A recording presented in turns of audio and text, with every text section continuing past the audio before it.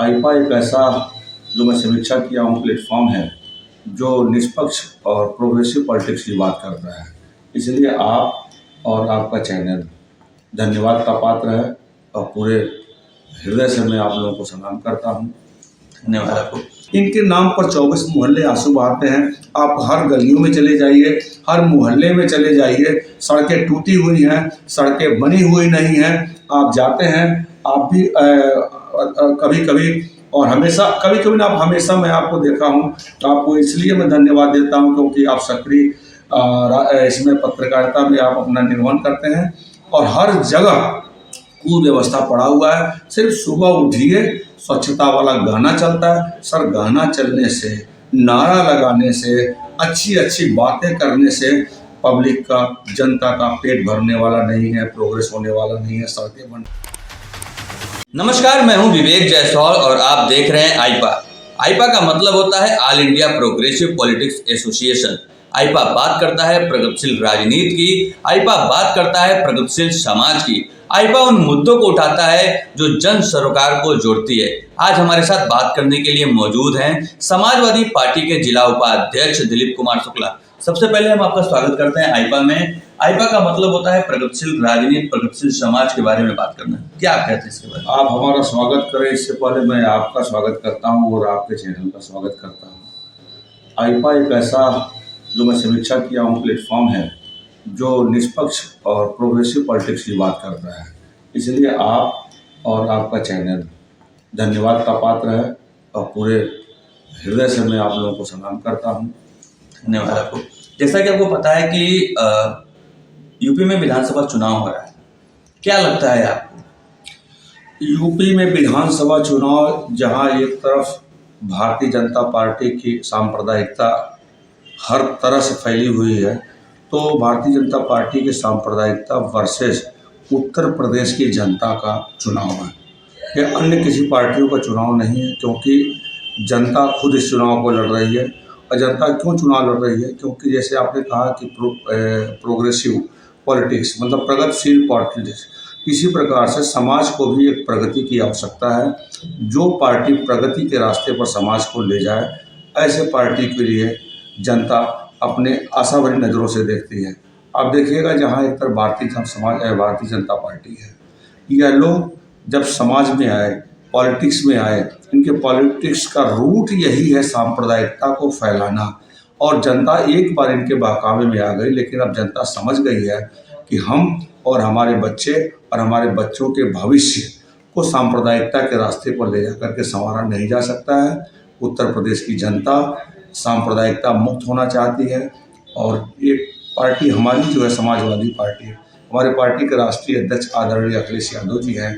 आप देखेंगे, ऐसे बात करने के लोग तो बहुत कुछ बातें कर लेते हैं, लेकिन टेबल पे फेस टू फेस, 1 to 1 अगर बात करना होगा तो हमारे राष्ट्रीय अध्यक्ष अखिलेश यादव जी जिस प्रकार के प्रगति का कार्य किए हैं, जो उनका सोच है, डायनामिक सोच है और फैंटास्टिक प्रोग्रेस है, उसके सामने कोई और पार्टी टिकती नहीं है और जनता मन बना रही है।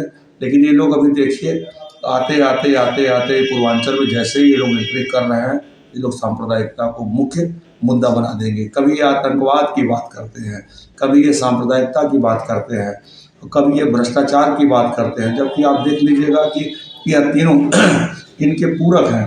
कल देखिए सिसवा में स्मृति ईरानी जी आई, उनके साथ में आप देखिएगा, आप पत्रकार बंधु हैं, आपको हर चीज़ मालूम है और आपके कैमरे के स्कैनर से और आपके नज़रों से कोई बच नहीं सकता है।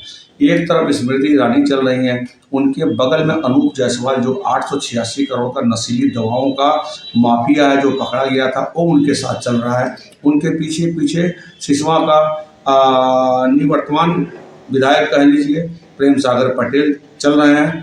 और प्रेम सागर पटेल एक ऐसे विधायक हैं, मैं तो करीब 1 हफ्ते 10 दिन से लगातार सिसवा विधानसभा में चल रहा हूँ। अगर जितने समय से मैं चल रहा हूँ, उसमें एक आदमी भी कोई इस विधायक के बारे में सकारात्मक बात कहने के लिए तैयार नहीं है। महाराजगंज जिले में 5 विधानसभा है, सबसे मूलभूत समस्या यहाँ की क्या है? देखिए, सबसे मूलभूत समस्या क्या है कि हमारे महाराजगंज में रोजगार की समस्या है। रोजगार ऐसा कि हमारे यहाँ के जो भी नौजवान हैं ये नौजवान चल पलायन कर जाते हैं, दूसरे राज्यों में जाते हैं, और यह देखिएगा दूसरे राज्यों में जाने के बाद इनको उचित मजदूरी नहीं मिलता है, इनको रोजगार नहीं मिलता है। यहाँ पे जो है हम मैं मानता हूँ कि जैसे अर्थक्वेक के मामले में हमारा महाराजगंज जोन 4 में आता है, लेकिन स्मॉल स्केल इंडस्ट्री बहुत सारी लग सकती हैं, बहुत सारे ऑफिस खुल सकते हैं, इनके कार्यालय खुल सकते हैं, जिससे हमारे यहाँ के नौजवानों को रोजगार मिलेगा। और जब रोजगार मिलेगा तो नौजवान जो है अपराध की तरफ नहीं बढ़ेंगे। सबसे बड़ा मुद्दा रोजगार। आप देखिएगा जहाँ हर तरफ हिंदुस्तान के हर एक सरकारी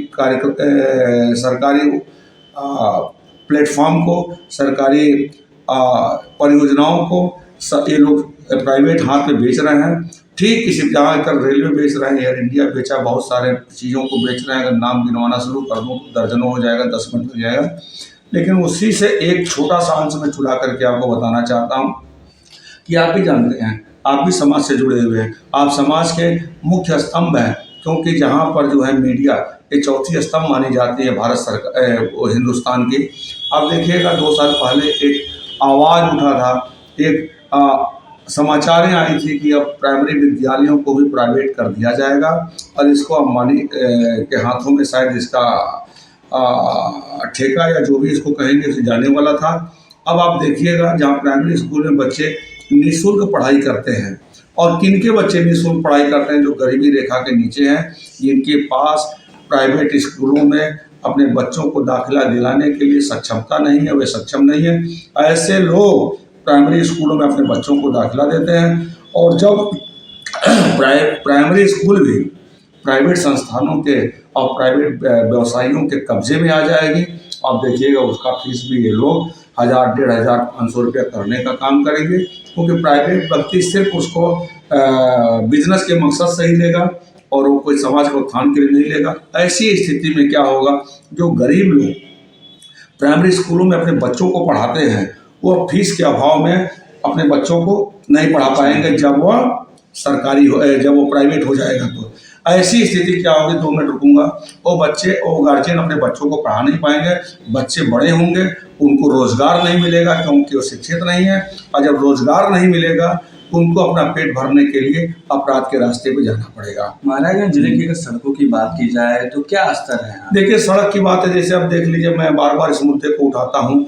महाराजगंज चौराहा ले लीजिए, एक गोरखपुर से निकल करके आती है, चौराहे पे खत्म होती है, चौराहे से उत्तर तरफ चली जाती है नेपाल की तरफ, चौराहे से पश्चिम चली जाती है फरंदा की तरफ।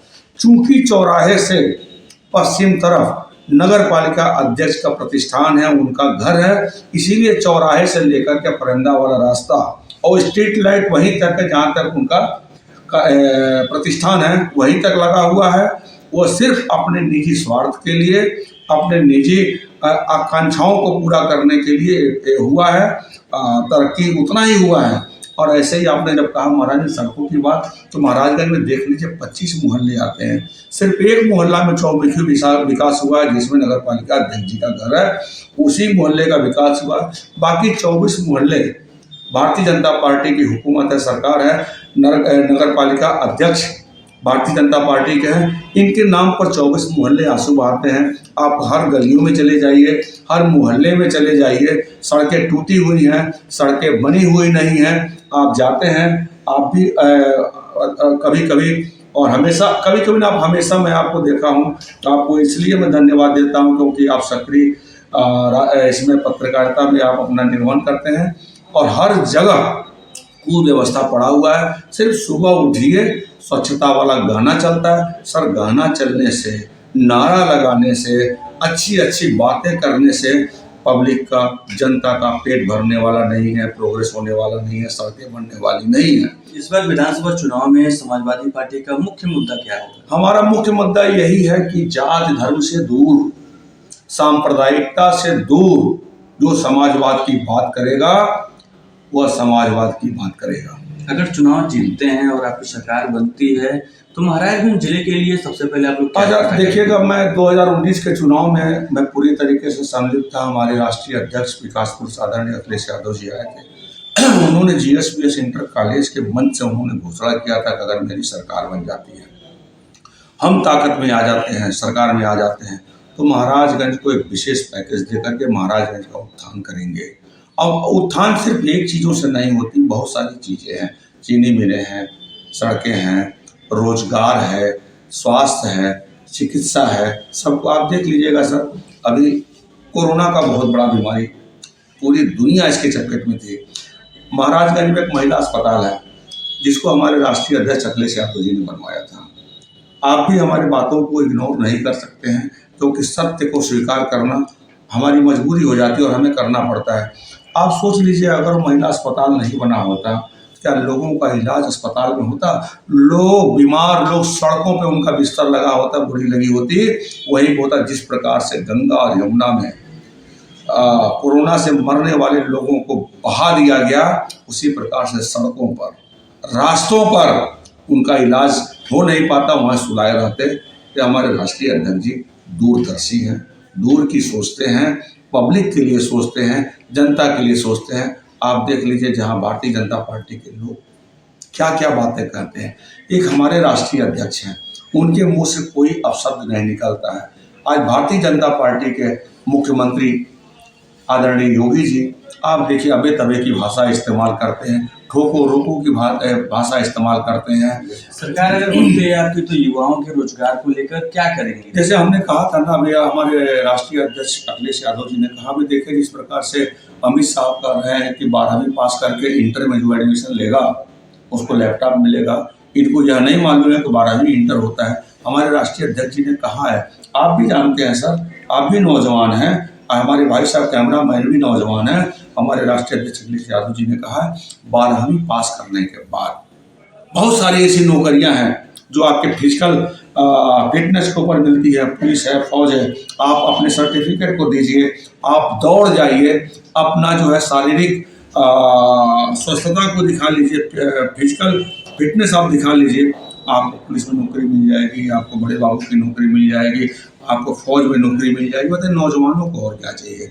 नौजवान को पूरी तरीके से रोजगार जब तक नहीं मिलेगा, तब तक नौजवान हिंदुस्तान का, एक अच्छे राष्ट्र का निर्माण नहीं कर सकता है।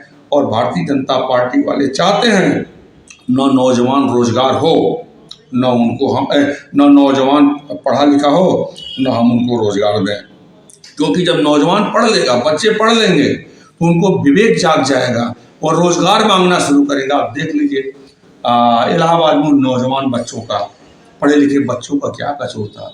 जिस प्रकार से उन लोगों ने अपने हक की लड़ाई लड़ी, अपने हक के लिए आवाज़ उठाया, और जिस बर्बरता के साथ उत्तर प्रदेश की हुकूमत उनके ऊपर लाठियां बरसाई, जलियांवाला बाग भी शर्मा गया होगा।